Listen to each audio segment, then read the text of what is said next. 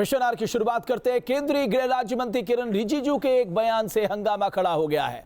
एक political comment का जवाब रिजिजू ने देते हुए कहा कि हिंदुओं की आबादी इसलिए कम होती जा रही है क्योंकि हिंदू कन्वर्जन नहीं कराते। इस बात को लेकर अब विवाद खड़ा हो गया है। कांग्रेस चुनाव आयोग से शिकायत भी करने का मन बना रही है। ये बहुत गलत बात है। वैसे आज तक किसी हिंदू ने अरुणाचली को हिंदू में कन्वर्ट किया ही नहीं है, तो आप कैसे हिंदू राज्य बनाने का बात करते हैं? ये बहुत गलत बात है। सब बराबर है। ये सियासत है।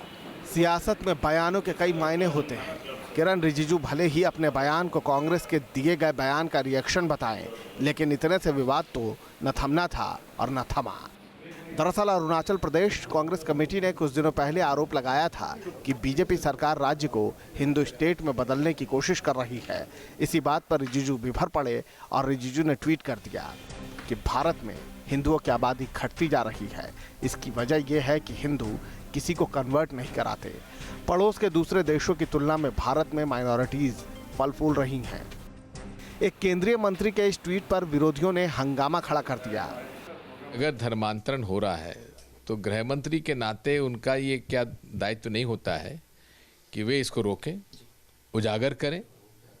केवल हवाबाजी, और ये हवाबाजी भी इसलिए हो रही है ताकि उत्तर प्रदेश के चुनाव में भाजपा को लाभ हो सके। उसके बाद रिजिजू को मीडिया के सामने आकर अपने बयान का मतलब समझाना पड़ा। हिंदुओं में कन्वर्ट नहीं करते ना, वो जाकर के कन्वर्ट नहीं करते हैं। इसलिए मैंने इस बात को कहा कि उन्होंने, कांग्रेस ने कहा कि अरुणाचल प्रदेश को हिंदू राज्य बना रहे हैं।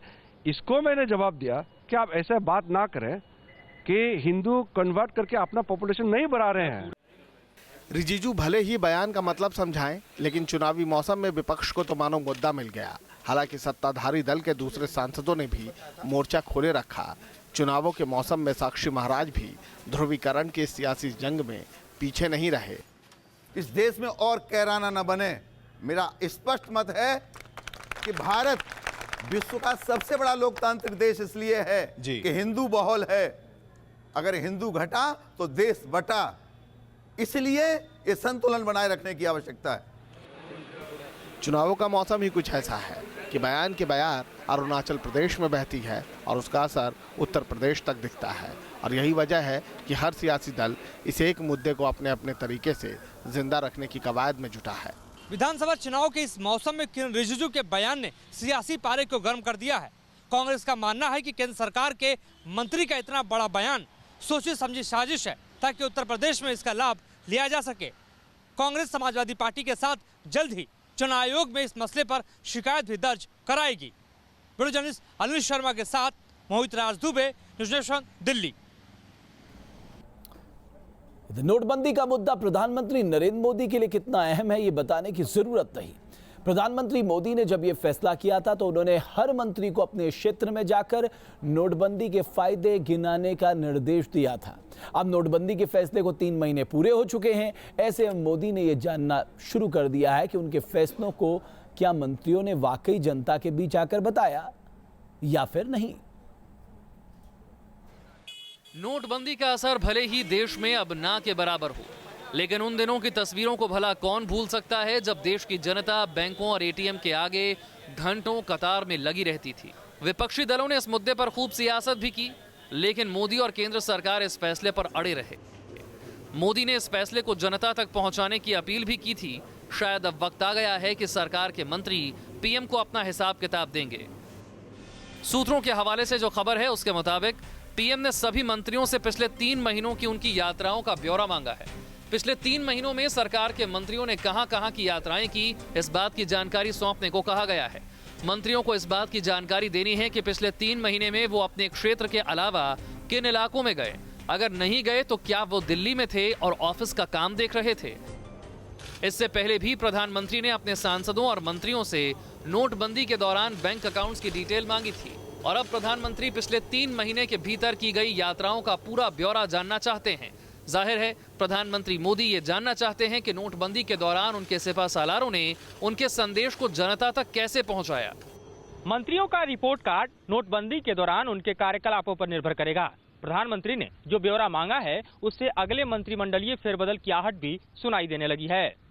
वीडियो में जयराम के साथ मधुरेंद्र कुमार, न्यूज नेशन, दिल्ली। दरअसल नोटबंदी को लेकर सरकार चाहती थी कि इसका ज्यादा से ज्यादा प्रचार प्रसार हो कि ये गरीबों के पक्ष में लिया गया फैसला है। और अब बात तमिलनाडु की सियासत की। तमिलनाडु की सियासत के लिए कल का दिन बेहद अहम होने वाला है। कल आय से अधिक संपत्ति के मामले में शशिकला की सुनवाई सुप्रीम कोर्ट में होनी है। वहीं आज दिन भर तमिलनाडु में शशिकला और पनीर सेल्वम के समर्थकों का शक्ति प्रदर्शन चलता रहा। क्या तमिलनाडु में शशिकला को मिलेगी राज्य की कमान, या फिर पनीर सेल्वम को मिलेगा विधानसभा में बहुमत साबित करने का मौका? ये वो सवाल है जिनका जवाब हर कोई जानना चाहता है। राज्यपाल विद्यासागर क्या फैसला लेंगे, इस बात पर निगाहें सबकी टिकी है। इस बीच शशिकला और पनीर सेल्वम सत्ता की कुर्सी हथियाने के लिए हर दाव चल रहे हैं। एक तरफ शशिकला इमोशनल दाव खेल रही हैं, जयललिता की विरासत को आगे बढ़ाने का दावा कर रही हैं। वो लोगों से उसी तरह से मुलाकात कर रही हैं जिस तरह जयललिता लोगों से मिला करती थी। दूसरी तरफ राज्य के केयरटेकर सीएम पनीर सेल्वम ने दोबारा मुख्यमंत्री का कामकाज संभाल लिया है। तमिलनाडु के मुख्यमंत्री करीब एक हफ्ते के बाद आज तमिलनाडु सेक्रेटेरिएट आए थे अपनी ड्यूटीज़ रिज्यूम करने के लिए। उनके साथ स्कूल एजुकेशन मिनिस्टर मफाई पांडियराजन भी आए हुए थे। और करीब हम देख सकते हैं कि एक हफ्ते के बाद तमिलनाडु के ओ पनीरसेल्वम यहाँ पे सेक्रेटेरिएट आए हैं। हम बता दें कि एक हफ्ते पहले उन्होंने रेजिग्नेशन दे दिया था। दिन भर डीएमके में बैठकों का दौर चलता रहा। इतना ही नहीं, राज्य में जल्द सियासी संकट खत्म करने को लेकर अटॉर्नी जनरल ने राज्यपाल को सलाह दी है, जिसमें उन्होंने कहा कि शशिकला और पनीर सेल्वम को शक्ति परीक्षण के लिए मौका देना चाहिए। इस बीच राज्य के चीफ प्रोसिक्यूटर ने आज मद्रास हाईकोर्ट को बताया कि 119 विधायकों को 2 रिजॉर्ट्स में रखा गया है। इस बीच शशिकला ने राज्यपाल विद्यासागर के खिलाफ भी मोर्चा खोलने की तैयारी शुरू कर दी है। शशिकला ने अपने समर्थकों के बीच पनीर सेल्वम को न केवल गद्दार करार दिया, बल्कि खुद को जयललिता का असली सियासी वारिस बताया। हम आपको बता दें, तमिलनाडु विधानसभा में कुल 234 सीटें हैं। एआईएडीएमके के कुल 135 विधायक हैं। बहुमत के लिए 118 विधायकों का समर्थन जरूरी है। पनीर सेल्वम को 7 विधायकों का समर्थन है। 11 और विधायक पनीर सेल्वम के समर्थन में आए तो शशिकला के पास बहुमत नहीं होगा। हालांकि शशिकला की माने तो उनके साथ 119 विधायक हैं। जाहिर है तमिलनाडु में सत्ता की लड़ाई किसी फिल्मी ड्रामे से कम नहीं है। इस खेल में एक्शन से लेकर भरपूर ड्रामा भी मौजूद है। चेन्नई से श्री प्रपंच के साथ टीम न्यूज नेशन। यूपी के सुल्तानपुर में समाजवादी पार्टी के विधायक पर बलात्कार का आरोप लगाने वाली युवती का शव मिला है। घर वालों ने विधायक पर हत्या का आरोप लगाया है। युवती ने 2013 में विधायक अरुण वर्मा और उनके साथियों पर गैंगरेप का आरोप लगाया था। फिलहाल पुलिस ने इस मामले में केस दर्ज कर लिया है और जांच शुरू कर दी है।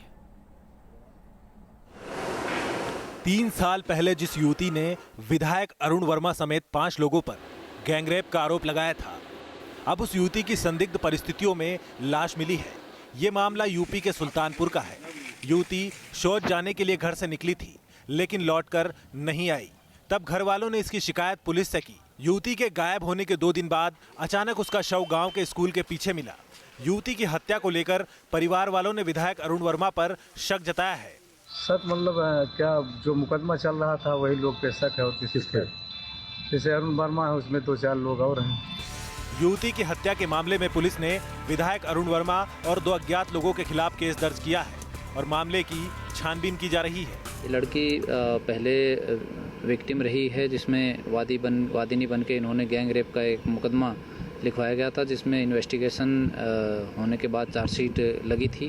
वो ट्रायल पर है, उस पहलू से भी देखा जा रहा है। विधायक पर संगीन इल्जाम लगे हैं।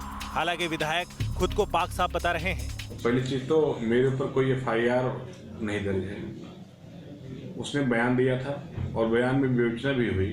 विवेचना में हमको क्लीन चिट पुलिस ने दिया। उसके बाद दोबारा जब हाई कोर्ट से फिर जब CO स्तर पर जांच हुई तो उसमें भी हम लोगों को क्लीन चिट दिया था। और एक बात ये, मेरी लोकप्रियता जो बढ़ रही है चुनाव में, राजनीतिक षड्यंत्र मेरे साथ हो रहा है। दरअसल अक्टूबर 2013 में युवती ने विधायक और उसके साथियों के खिलाफ गैंगरेप का केस दर्ज कराया था और इस मामले में युवती की गवाही भी हुई थी। और अब केस की निगरानी हाईकोर्ट कर रहा था। यही वजह है कि युवती की हत्या के मामले में शक की सुई विधायक की तरफ घूम रही है। सुल्तानपुर से ब्रिजेश मिश्रा के साथ टीम न्यूज़ नेशन। इधर मध्य प्रदेश के व्यापम घोटाले की परतें धीरे धीरे खुल रही है। अब फर्जी तरीके से MBBS में एडमिशन लेने वाले 634 छात्रों को सुप्रीम कोर्ट से तगड़ा झटका लगा है। सुप्रीम कोर्ट ने इन छात्रों की याचिका खारिज कर दी है, जिसमें छात्रों ने हाईकोर्ट के फैसले को चुनौती दी थी। दरअसल मध्य प्रदेश हाईकोर्ट ने 634 MBBS छात्रों के एडमिशन रद्द करने का आदेश दिया था। इन छात्रों को फर्जी तरीके से एडमिशन लेने का दोषी पाया गया था। व्यापम के जाल में फंसे 634 MBBS छात्र। फर्जी वाड़े के फेर में MBBS छात्रों का भविष्य हुआ बर्बाद। गलत तरीके से MBBS में एडमिशन लेकर डॉक्टर बनने का सपना देखने वाले 634 छात्रों को सुप्रीम कोर्ट से बड़ा झटका लगा है। सुप्रीम कोर्ट ने छात्रों की उस याचिका को खारिज कर दिया, जिसमें उन्होंने मध्य प्रदेश हाईकोर्ट के फैसले के खिलाफ अपील की थी। व्यापम घोटाले में नाम सामने आने के बाद मध्य प्रदेश हाईकोर्ट ने इन छात्रों को सामूहिक नकल का दोषी पाया था और छात्रों के एडमिशन को रद्द करने का फैसला सुनाया था। हाईकोर्ट के इस फैसले पर अब सुप्रीम कोर्ट ने भी मुहर लगा दी है। बच्चों की याचिकाएं खारिज हो गई हैं। कोर्ट ने अपना 142 के अंदर जो हमने कोर्ट से रिक्वेस्ट की थी पावर एक्सरसाइज करने की, जो सुप्रीम कोर्ट को कॉन्स्टिट्यूशन ऑफ इंडिया के अंदर मिलती हैं, वो कोर्ट ने एक्सरसाइज नहीं की है। सुप्रीम कोर्ट का फैसला आने के बाद व्यापम घोटाले को लेकर बयानों की राजनीति फिर शुरू हो गई है।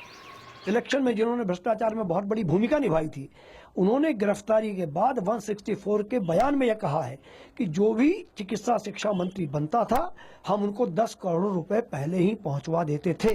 तो उस वक्त चिकित्सा शिक्षा मंत्री तो माननीय मुख्यमंत्री जी थे, उनके पास यह विभाग था।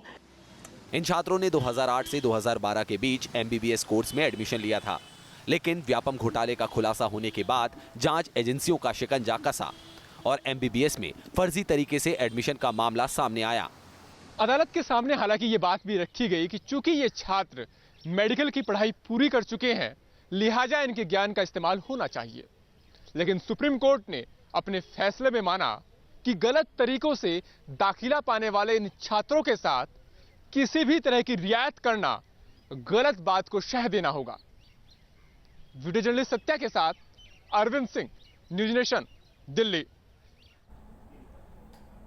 इधर दिल्ली में प्राइवेट टैक्सी कंपनी ओला और उबर के ड्राइवर हड़ताल पर है। आज हड़ताल का 14 दिन है और टैक्सी ड्राइवरों ने कंपनी की मनमानी के खिलाफ जंतर मंतर पर प्रदर्शन किया।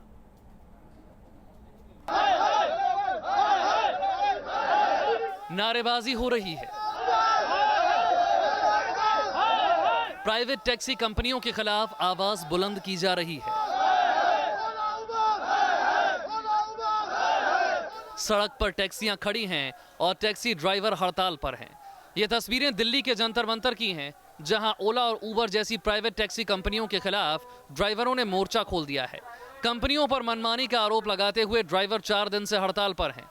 जो ड्राइवर हैं एकजुट हैं और आज जंतर मंतर पर ये प्रोटेस्ट का 4था दिन है और इनमें से 2 लोग जो हैं वो भूख हड़ताल पर भी हैं। वो लगातार यहाँ पर भूख हड़ताल कर रहे हैं कि जब तक उनकी बात नहीं सुनी जाएगी वो यहाँ से हटने वाले नहीं हैं। इनका ये मानना है कि जो ये कंपनियां हैं मनमानी करती हैं और इनका जो हक है वो मारा जा रहा है। एक बैनर लगा हुआ है सामने, आप देख सकते हैं, Sarvodaya driver association of Delhi. इसके बैनर के तले ये लोग प्रोटेस्ट कर रहे हैं। हड़ताल कर रहे टैक्सी ड्राइवरों की मांग है कि किराया 6 रुपए पर किलोमीटर से बढ़ाकर 21 रुपए पर किलोमीटर किया जाए, बुकिंग पर 25% कमीशन ना हो और हादसा होने पर कंपनियां जुर्माना भरे। इसके अलावा फर्जी ड्यूटी बताकर पैसे ना काटे जाएं और कार शेयरिंग की बुकिंग बंद हो। हमें जो वादे किए गए थे at the time of joining, जब हम लोगों ने अपनी गाड़ियां वहां पर अटैच करी थी, जो हमें वायदे किए गए थे 1 लाख से 1.5 लाख रुपया महीना कमाने की, वो हमारे वादे को पूरा किया जाए। उसको घटा कर ये लोग 20,000 रुपये महीने तक ले आए हैं। 20,000 रुपये महीने की हमारी गाड़ी की किस्ती चली जाती है, हम अपने बच्चों को क्या खिलाएं? सर, हमें 6 रुपये किलोमीटर जब मिल रहा था, हमारे घर में खाना नहीं बन पा रहा है, हमें ज़्यादा दिक्कत हो रही है। 6 रुपये किलोमीटर जब तक नहीं हटेगा तब तक 6 रुपये किलोमीटर में भी 25% कमीशन ले रही है कंपनियां। टैक्सी ड्राइवरों की हड़ताल के चलते लोगों को परेशानी हो रही है। हालांकि ड्राइवरों की कुछ यूनियन ने हड़ताल से खुद को अलग कर लिया है। दिल्ली से रविकांत के साथ टीम न्यूज नेशन। और इन हड़तालों का खामियाजा आम आदमी को भुगतना पड़ता है। इधर उत्तर प्रदेश में चुनाव के दौरान एसपी नेता भले ही खामोश हैं, लेकिन चुनाव के बाद वो क्या करेंगे आपको अंदाजा नहीं। ये न्यूज नेशन नहीं, एसपी का एक नेता खुद कह रहा है। सहारनपुर की बेहट तहसील के गांव मिर्जापुर में आयोजित एक मीटिंग में एक हसन ने कहा कि सूबे में एसपी कांग्रेस की सरकार बनते ही थाने हम चलाएंगे। उसने अपने समर्थकों से फर्जी वोट डालने के लिए भी अपील की। इस दौरान एसपी नेता ने बीएसपी प्रत्याशी पर कटाक्ष करते हुए कहा कि 11 मार्च के बाद इस इलाके का थानेदार वो खुद हो जाएगा। पहले तो आखिर तक दो हाथ उठाओ सब लोग, और ये दो हाथ 10-10 बार बटन दबाएंगे, 10-10 बार। और मैं बैठा हूँ, मेरा बाप बैठा है मिर्जापुर में, थाना यहाँ है। 11 तारीख तक सरकार पुलिस की है, 11 तारीख के बाद थाना अध्यक्ष मैं हूँगा। और 5 साल के लिए थाना अध्यक्ष बनूंगा। वो तो महीने 5 दिन के लिए 10 दिन के लिए आते हैं।